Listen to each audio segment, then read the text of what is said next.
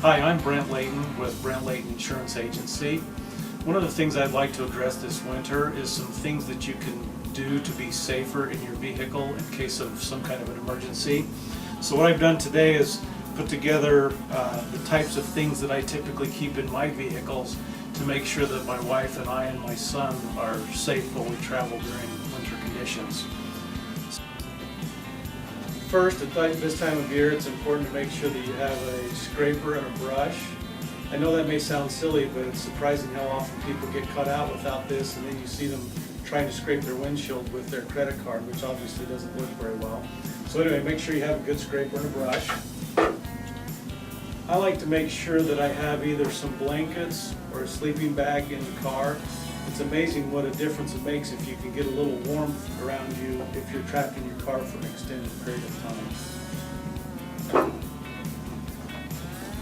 It's a great idea to have booster cables. I keep these in the car year-round because there are times when the heat will drain the energy out of your battery. You need to jump start in the middle of the summer as well. But it's a great idea to have these. Typically you can get away with a little bit smaller jumper cable if when you connect the cables to another vehicle, you let it run for 3 or 4 minutes to let your battery warm up before you attempt to jump start it. The other thing I like to have is a tow strap. It's a very nice thing to have going both directions if you need to be towed, or if you have somebody that gets in trouble and you need to tow them. It gives you the opportunity to be a good Samaritan. During the deepest part of winter, when there's a lot of snow on the ground, I like to keep a shovel in my truck as well, because if you get a little bit stuck, a little bit of a shovel will do a lot of good for you. So that's a great thing to have. I also like to keep an emergency light in my vehicle. And you'll see in a minute I'll show you another type of light, but I like this one that plugs into my cigarette lighter so that if I need light for an extended amount of time, I've got that available. It also has the ability to flash and have some other colors on it so that I could attract attention if I were to need some help. I also think it's a great idea to have a few basic tools in your vehicle. Now I realize everybody's not a mechanic, but if you need some help and you have tools available, somebody who is a mechanic may be able to help you with the tools that you're keeping in your own vehicle. The other thing that I like to do, and this is a nice way to store it. This is a trunket that's actually designed to haul golf equipment, but obviously in January we don't get to play much golf. I keep some things in here that are good for me personally. First of all, I like to make sure that we have something to drink and that we have some energy bars of some type, so if we're stranded on the road for a couple of hours, we don't go thirsty or go hungry.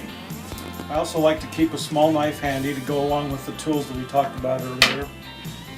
And then one of the great things to keep in your vehicle is some type of a first aid kit. Very basic, even if it's just a few bandages and gauze and that type of thing. It's amazing how often you can solve a small problem, especially if you're traveling with children in your car. A lot of times a Band-Aid will make the problem go away.